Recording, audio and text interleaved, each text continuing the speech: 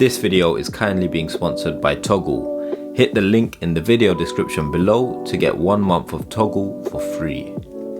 If you want to succeed in life and at work, you need to be a good time manager. These are the best ways for you to manage your time as a new joiner at an investment bank.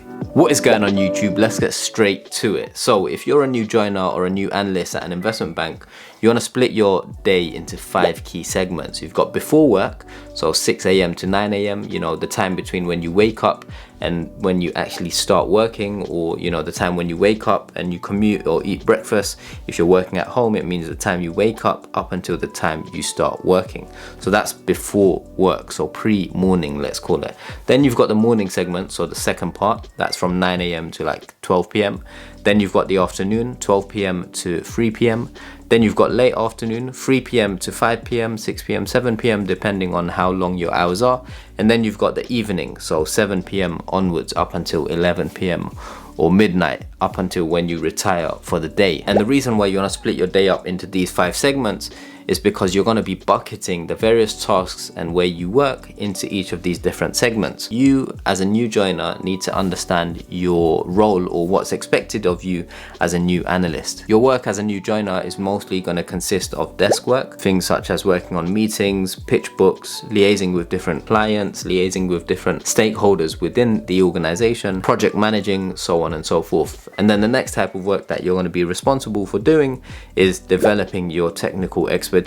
So let's say you're working in sales and trading, you're working on the emerging markets desk, you're going to be responsible for increasing your knowledge and developing an expertise around emerging market debt. For example, if you're in, M&A in healthcare, you need to develop your technical expertise around the various valuation techniques required in M&A, and then also building your expertise in the healthcare industry. In asset management, if you're a salesperson or if you're a product specialist, you need to develop an understanding around the asset class that you're going to be working most closely with. Then you've got networking. So when you're a new graduate, new analyst, new joiner, whatever you want to call it, you need to be networking left, right, and center. Why? Because it's important for your career progression, and it's important for you to build a brand as a new professional in the city. So networking means internal networking with your colleagues within the same division, within the same team, and then outside of the division that you're currently in, across the firm. And then it means external networking, building a book of clients, building relationships with other individuals across businesses, across competitors,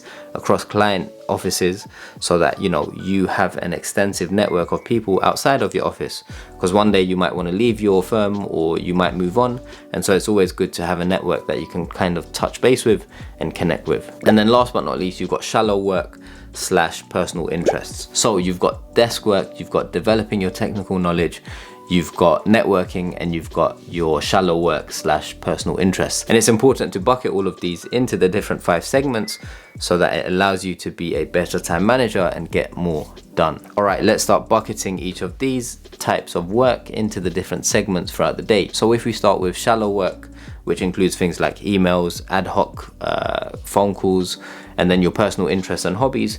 Personally, I would do those early morning or in the evenings. So I wouldn't use my afternoons or lunchtimes or mornings to focus on these. I would do it before work or after work. And the reason for that is, me personally, that's when I'm most productive in terms of doing these small, menial, shallow work tasks. And so that's why I would put them before the workday starts or towards the end of the day before I go to bed. And that also includes things like going to the gym, so on and so forth. And then it goes without saying, you've got the weekends as well. So ideally you would do some of these small menial tasks and your hobbies and personal interests, batch those towards the weekend as well. Also, you don't want your personal interests and hobbies to get intertwined with your workday, because it can just get in the way and it's more likely for you to lose focus. So if you have a portfolio of investments and you want to do your research and analysis, it's best to do it early morning or late in the evening, as opposed to letting it intertwine with the workday. While we're on the topic of investing, research and analysis, this brings me on to Togu, who are actually sponsoring this video. Togu is a platform for both institutional and retail investors,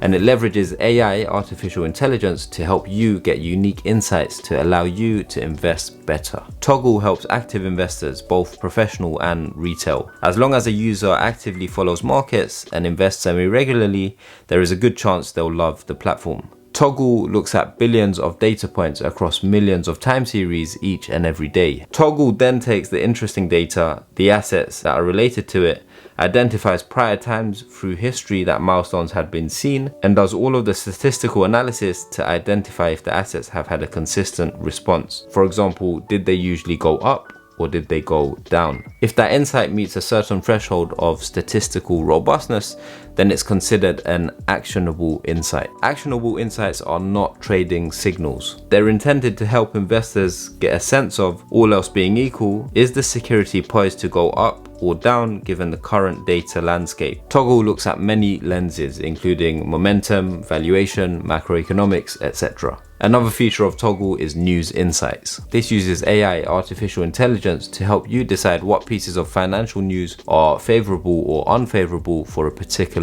stock based on its historical data. Now, for those of you interested in investing in the financial markets, whether you do it professionally or for an institution, or if you're a retail investor and you do it as a hobby, definitely do check out Togu. There's lots of that you can find out on their website. Institutional focused investors, they've got Togu Pro. And for those of you who are retail investors and who might invest, as a hobby, they've got Togu Copilot. So hit the link in the video description below and you can find out more about them. Definitely do check them out. Now let's get back to the video. Alright, then we've got desk work. Now desk work, as previously mentioned, could mean a few hours focused work on a particular pitch book that's going to go to a client presentation or a pitch. It could mean working on various projects, dealing with different projects, making sure they are seen through to completion, so project management skills. It could mean liaising with different teams across the division, across the floor, across your team, so that you are working on things to get done and sent out to clients. It could mean internal projects, external projects, whatever it is. Desk work is things that you do on the desk and typically need a lot of concentration and a good few hours to do. As a result, personally, my preference would be to get those done in the morning or in the late afternoon. So in the morning between 9 AM and 12 PM, so a good solid 3 hours to get work done there, or in the late afternoon, so between 3 PM and 6, 7, 8 PM. Early evening, late afternoon, where the office is getting emptier and it's getting quieter and there's less distractions, less people coming to you for a quick question or to ask you something here or there, which can always be quite distracting. Late afternoon, put in the earphones and just get to work.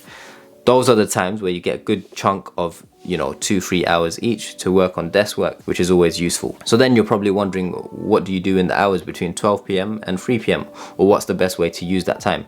Typically that's a good time for networking, whether it's internal networking, going for a coffee with your colleagues or a lunch, or external networking, going for client lunches, client coffees. 12 PM to 3 PM is a good time to get out of the office, have a break, and go for those networking opportunities that can act as a break after you've done 3 hours of hard work in the morning, and then you go for that break, come back, and then you hit the ground running with another solid 3 hours of work in the afternoon.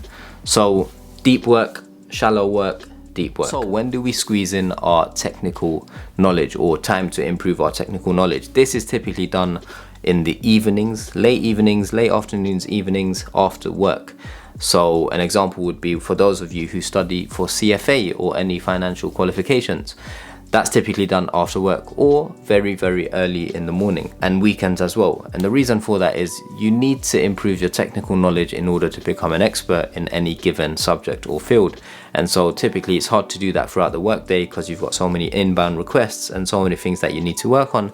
And so typically building your technical knowledge becomes an afterthought. And oftentimes when we have free time, it's typically after the workday finishes or on the weekends. And so those are good opportunities for you to work on your technical expertise. And last but not least, I'm sure you've heard of this tip on helping you manage your time better as an analyst at an investment bank, is a productive or successful today starts the night before. So before you retire for the night, before you go to sleep, make sure you plan the next day, hour by hour, what you want to do, what you want to get done, what you want to accomplish.